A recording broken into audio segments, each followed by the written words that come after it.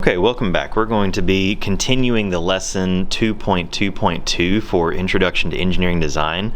This is going to be more on visual analysis, and we're going to be focusing specifically on actual whole items. The last video that we did, we were mainly focusing in on specific parts of elements, but now we're going to kind of take a look back and we're going to look at the whole picture or the whole object, for lack of a better word. And there's a couple of describing features that we could use for these objects. We're going to start with the top and we're going to work our way down. I'm going to try to show you guys some examples of things in this room, my gigantic mess of a room. Balance, there's several different types of balance. There's rhythm, emphasis, proportion, contrast, unity, and economy. And all of these can be different ways to describe how an object looks and how it is designed. So let's go ahead and look at the balance one first. So there are three different specific types of balance. There's symmetrical or formal balance. I always call it symmetrical and asymmetrical. Asymmetrical or informal balance, and radial balance. So let's see if I can actually give a good idea of what a symmetrical object would look like. See, a symmetrical object would be something that would have roughly about the same amount of material on the left or the right hand side, and if you were to able to draw a line through it, you'd be able to see that that line straight through the middle, there would be the same amount of stuff on the left side as there would be on the right side.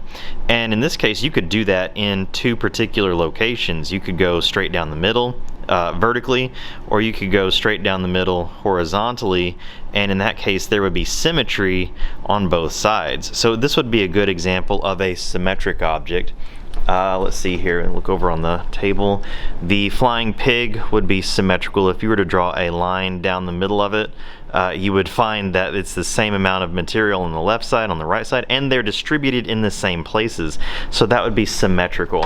An example of informal balance would be something that is you place something like it's supposed to be symmetrical, but it's not quite. Like this broom, for example, definitely doesn't have a line of symmetry to it. It would be asymmetrical on the pure sense. If you were to try to take a line and move that line down the middle of it, you would not be able to get it to move to get it smooth in both directions. See if I can come up with, there's several other objects that are asymmetrical, like this saw, for example, totally asymmetrical. About the if you go up and down or left and right, you won't be able to get it to find a line that will actually work out. So if you go this way, nope, no can do. If you go this way, nope, no can do. This is smaller over here and then bigger over here. You might be able to convince me that it might be symmetric down this direction, but for the most point, I think that if you were to look at it this way and be like, what is this? The answer is, I don't really know what that is. So I would say that this is asymmetric by design and asymmetric by nature.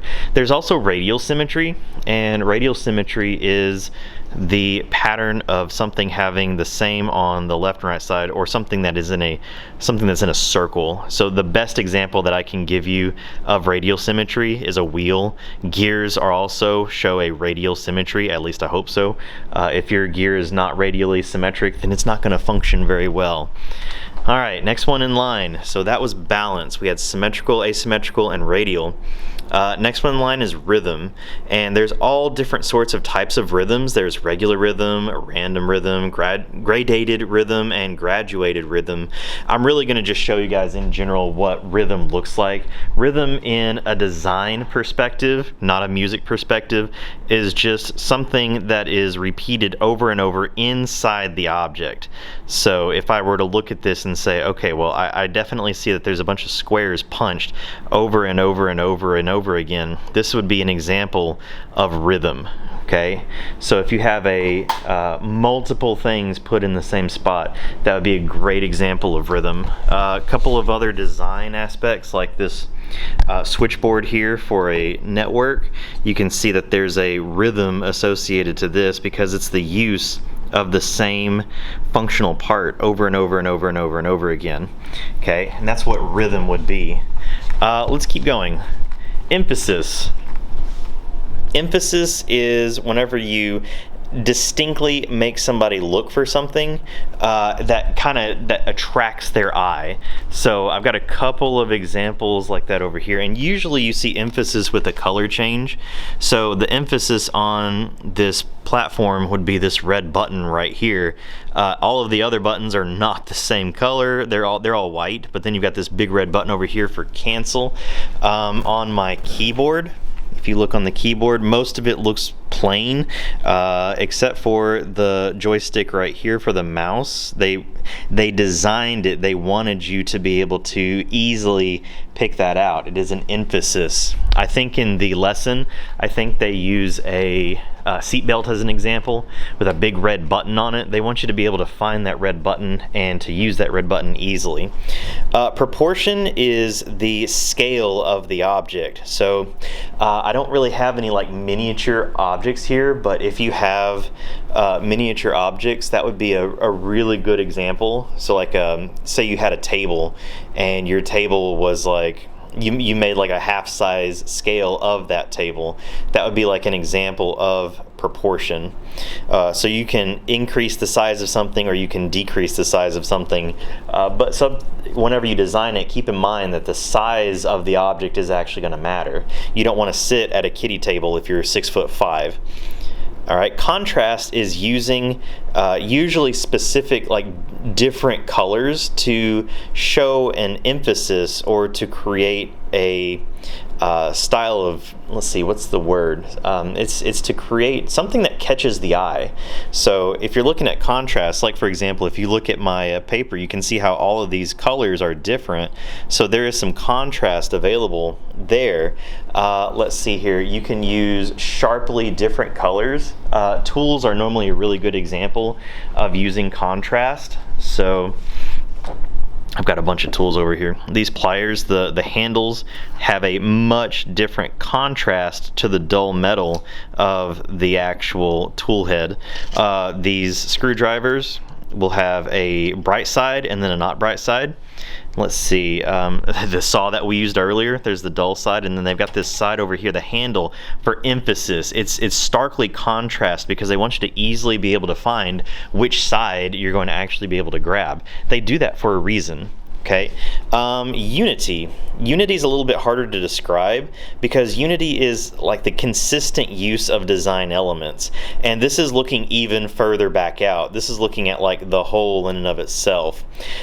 So because a lot of people ask me and they'll be like, well, what's the difference between rhythm and unity? If you've got the repeated use, shouldn't that be rhythm? And the answer is yeah, kind of, but the answer, a good example that I can use for unity is, even though this looks like a gigantic mess on the side of my room, you can see that the unity is the shelving units are all the same. So in this room, the consistent use of the design element, however crappy it is the use of the design element of the storage shelves being wire shelves. No matter where I look, I've got wire shelves all through this entire place. And in that case, that would be an example of unity. It's not just one specific thing, but it's like the entire part.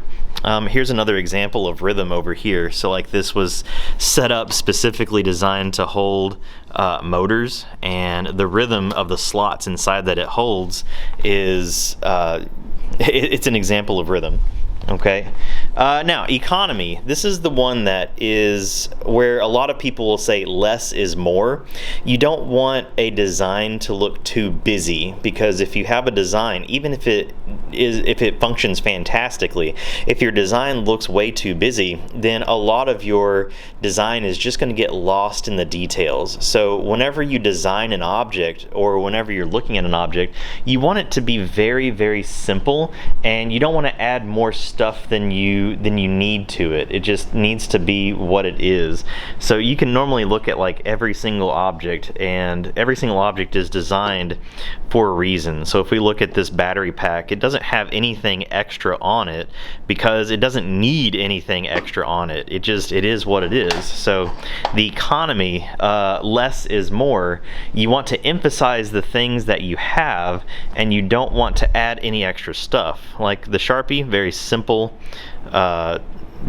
object, and if you try to add more to this, like say if you wanted to add like curves or something down on this side, it doesn't really work, because this is just meant to just be a simple Sharpie. It's not really meant to be anything else. So be careful whenever you're dealing with economy.